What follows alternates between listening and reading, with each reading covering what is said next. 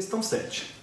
Essa questão tangencia temática referente à quebra do sigilo bancário, promovida diretamente pelos órgãos fazendários, sem ordem judicial.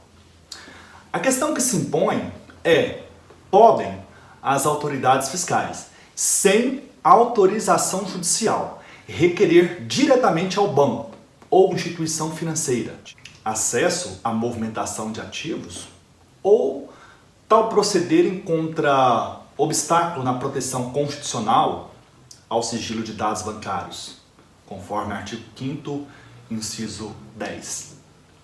Para responder a tais indagações, é necessário conhecer a regra hospedada no artigo 145, parágrafo 1º da Constituição Federal e, na sequência, a regra do artigo 198, inciso 2 do Código Tributário Nacional, com redação dada pela Lei Complementar 104 de 2001.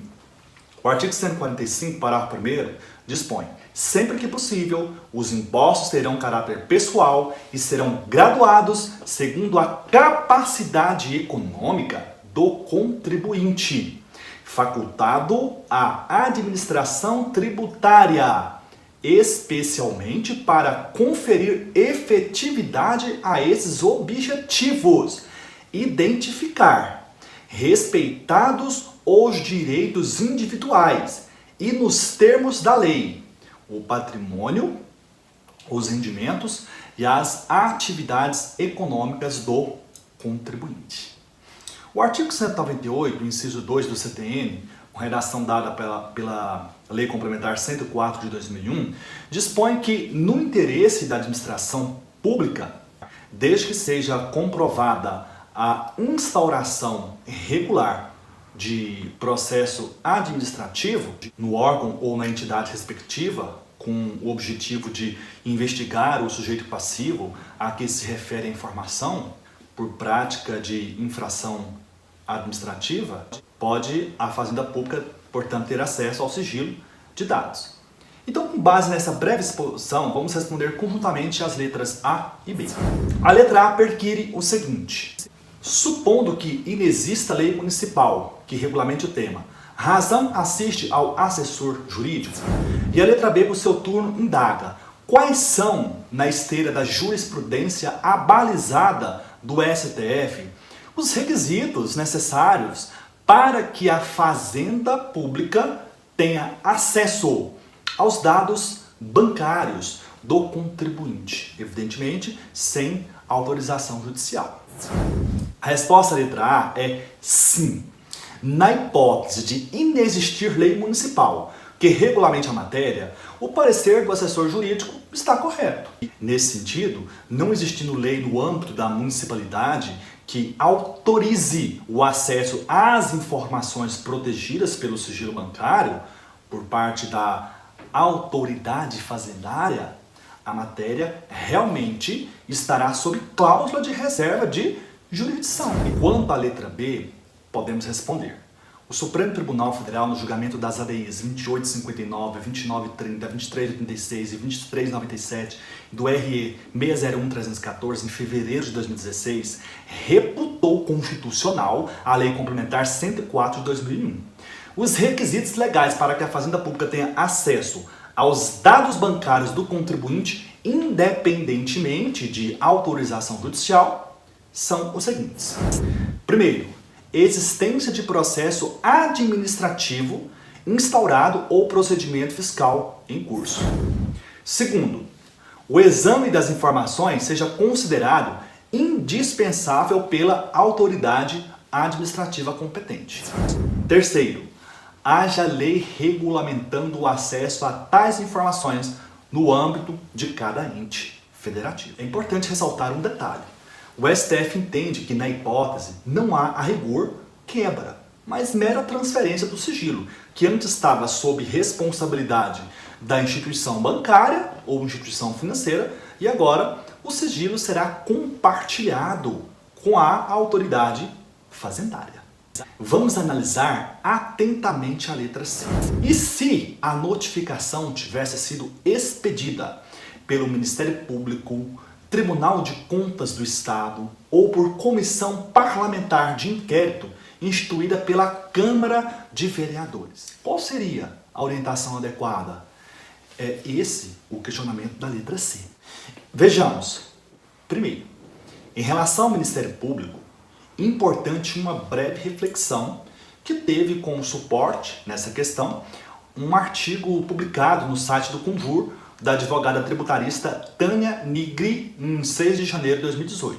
Meus caros, conforme análise da referida autora, há décadas doutrina e jurisprudência se debruçam sobre a tormentosa pergunta: pode o Ministério Público acessar dados bancários de pessoas investigadas sem ordem judicial prévia? Segundo a referida advogada, o debate ganhou importante contorno por ocasião do julgamento do mandado de segurança 21.729 do Distrito Federal, quando se julgava um mandado de segurança impetrado pelo Banco do Brasil contra a determinação emanada do Procurador-Geral da República, objetivando acesso à lista dos beneficiários de empréstimos subsidiados que foram concedidos ao setor sucroalcooleiro, e também solicitava a relação dos mutuários que estivessem previamente em débito com a instituição bancária.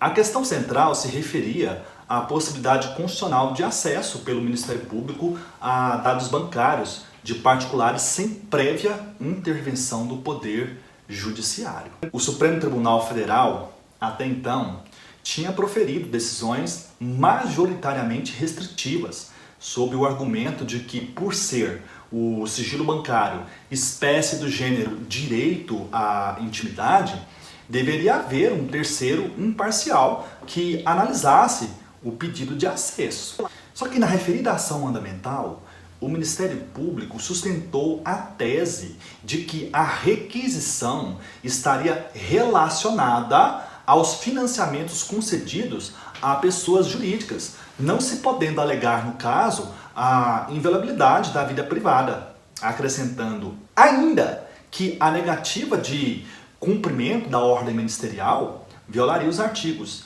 e dentre outros, 129, inciso 6, da Constituição Federal. O julgamento, meus caros, transcorreu em meio a acalorados debates, quando foi observado pelo então ministro Otávio Galotti que as informações pretendidas pelo Ministério Público se referiam a empréstimos concedidos com recursos públicos decorrentes de política financeira e creditícia do governo federal, não se podendo aplicar, portanto, a normatividade do sigilo bancário, mas somente aqueles esculpidos no artigo 37 da Constituição, que assegura a publicidade dos atos administrativos. E o detalhe suscitado pelo ministro Otávio Galotti acabou por mudar não apenas o rumo daquele julgamento, mas também e principalmente por inaugurar nova fase na fiscalização das atividades governamentais, atribuindo uma nova dimensão na aplicabilidade dos incentivadores desse acompanhamento do uso de dinheiro público. O STJ também já teve a oportunidade de se manifestar sobre essa questão, mais especificamente no julgamento do habeas corpus 308.493 do Ceará, em que, depois de denunciado pelo Ministério Público pela prática de crimes, um prefeito impetrou habeas corpus, alegando que as provas que foram coligidas nos autos contra ele seriam ilegais, porque obtidas através de quebra de sigilo bancário diretamente pelo Ministério Público, sem intervenção prévia do Poder Judiciário. A decisão do STJ foi no sentido de que são lícitas as provas obtidas por meio de requisição do Ministério Público, já que as informações bancárias eram da Prefeitura Municipal e a requisição visava apurar supostos crimes praticados por agentes públicos contra a administração pública, não desfrutando, portanto, de intimidade essas contas correntes. E deveria prevalecer, no caso, o princípio da publicidade e da moralidade administrativa, que impõe o dever de transparência. E mais recentemente, essa questão voltou ao STF, quando a corte julgava o recurso ordinário em habeas corpus 133-118, em que o prefeito de Potengi, no Ceará, pedia o trancamento de uma ação penal que ele era movida, onde era acusado de associação criminosa, fraude à licitação, lavagem de dinheiro e peculato. Diante dos indícios de ilícitos penais, com a utilização de dinheiro público, o Ministério Público do Ceará requisitou diretamente ao banco os dados bancários do município e de fitas de caixa para apuração do real destino das verbas. E em desfecho à questão, é razoável admitir que não há qualquer violação, mesmo reflexa ao Instituto do Sigilo Bancário, quando o Ministério Público busca acesso às operações bancárias realizadas com recursos públicos. A Constituição Federal assegura há mais de 3 décadas a publicidade dos atos administrativos. Não há mais espaço para tantos questionamentos que, além de burocratizarem a atividade de fiscalização, tem o objetivo, na maioria das vezes, o esvaziamento do poder de controle do uso do dinheiro da coletividade e o combate à corrupção.